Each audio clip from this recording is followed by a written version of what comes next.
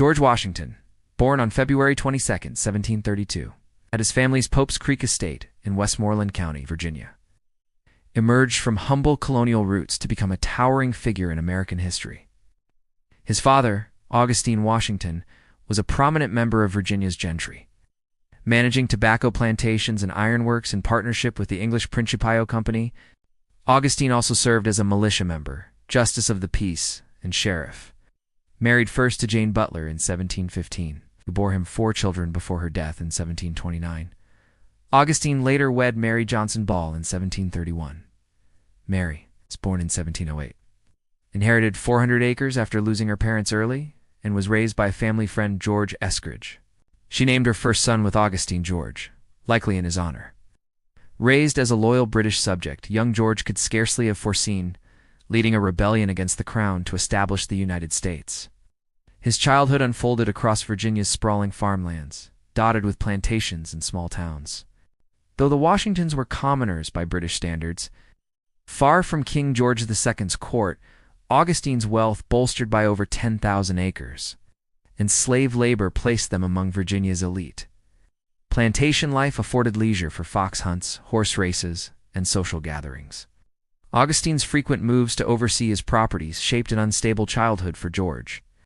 With relocations to Little Hunting Creek in 1735 and Ferry Farm near Fredericksburg in 1738, from Ferry Farm, George observed ships laden with tobacco and iron, fueling early industrial growth and Virginia's prosperity. George's half-brother Lawrence, 14 years his senior, profoundly influenced him. Educated at Appleby Grammar School, Lawrence served as a captain in the 1739 War of Jenkins' Ear, joining Admiral Edward Vernon's failed assault on the Spanish port of Cartagena. Though he remained aboard ship, Lawrence's tales of service inspired George. After managing Little Hunting Creek, Lawrence renamed it Mount Vernon in Vernon's honor. Augustine's death in 1743, when George was 11, left him Ferry Farm under his mother Mary's strict oversight. Their formal, distant relationship, evident in George's letters addressing her as honored madam, pushed him to seek refuge with Lawrence at Mount Vernon. George's early education was rudimentary, likely limited to basic mathematics and self-taught business principles. As a teenager, he devoured history, philosophy, and fiction, and excelled in outdoor pursuits like swimming and horseback riding, skills later vital to his military career. He later lamented missing a classical education in French, Latin, and Greek, feeling intellectually outshone by peers like John Adams and Thomas Jefferson. Yet his practical intelligence turned ideas into action.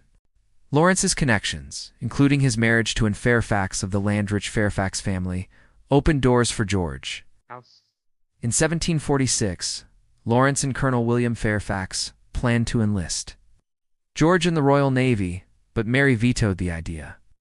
Instead, at 15, George pursued surveying, a profitable trade, amid westward expansion. By 1748, he worked for the Fairfaxes, mapping their vast estates, and by age 20, he owned over 2,000 acres. Lawrence's death from tuberculosis in 1752 left Mount Vernon to George, who leased it from an appointed adjutant general of Virginia's militia in 1753 at age 21. Major Washington embarked on a pivotal mission that November, crossing the Alleghenies to warn French forces to vacate the Ohio country. His diligent diplomacy and intelligence gathering informed British strategy, earning him a role in the 1754 expedition to build a fort at the Ohio River's forks. Promoted to lieutenant colonel, he led 160 men but learned the French had seized the site, renaming it Fort Duquesne. On May 28, 1754, Washington's forces ambushed a French detachment, sparking a skirmish that killed a French officer and ignited an international incident. Though praised in the colonies, London deemed him reckless. After building Fort Necessity, Washington ignored Native American allies' advice, leading to a crushing defeat on July 3, 1754. The loss taught him the value of mobility and defensible positions. In 1755, Washington joined General Edward Braddock's campaign against Fort Duquesne as an aide-de-camp. Braddock's disdain for colonial troops mirrored British attitudes, but Washington's bravery during the July 9th ambush surviving, as 2 horses were shot from under him, earned him respect. Appointed commander of Virginia's forces, he struggled with desertions, and in 1757 fell gravely ill, returning to Mount Vernon. In 1758, he married Martha Dandridge Custis, a wealthy widow whose warmth contrasted with Mary's austerity.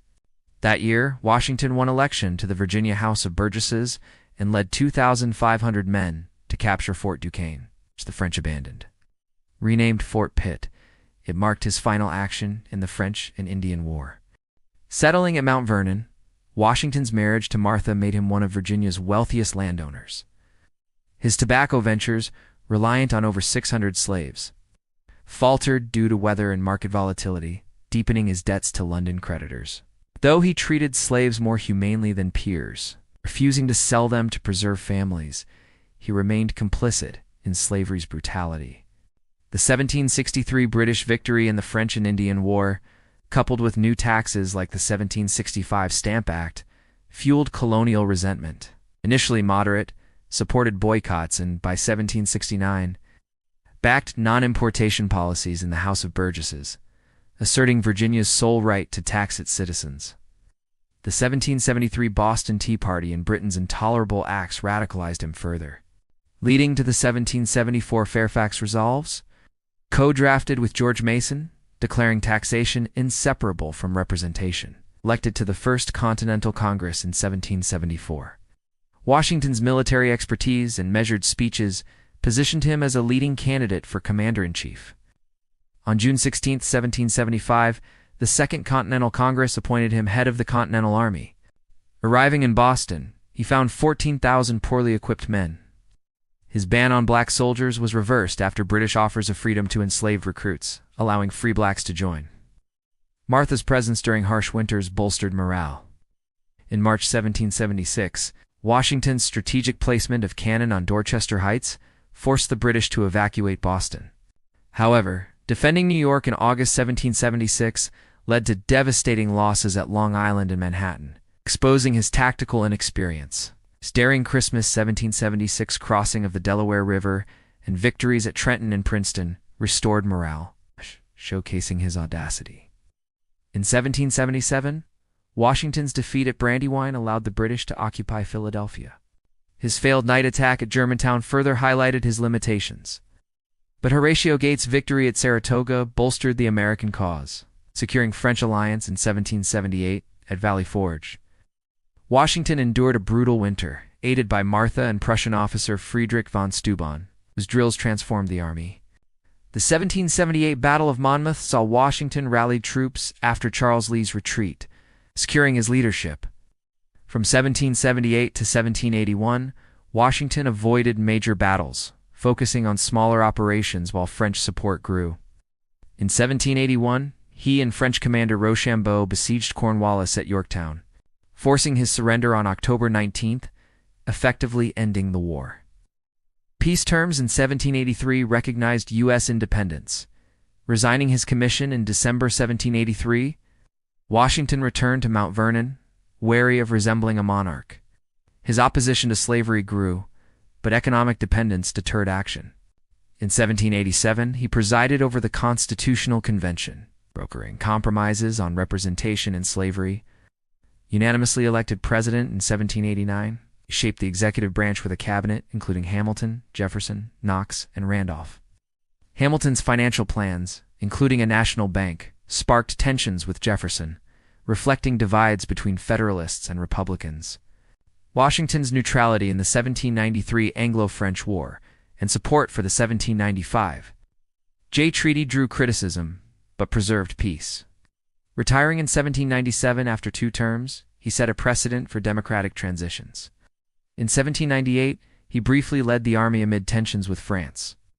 On December 14, 1799, Washington died after a snowstorm-induced illness. His will freed his slaves upon Martha's death, enacted in 1801. What are your thoughts on George Washington? Was he a brilliant general whose leadership turned a fledgling army into a force capable of defeating Britain? And a pragmatic statesman who unified a fragile nation?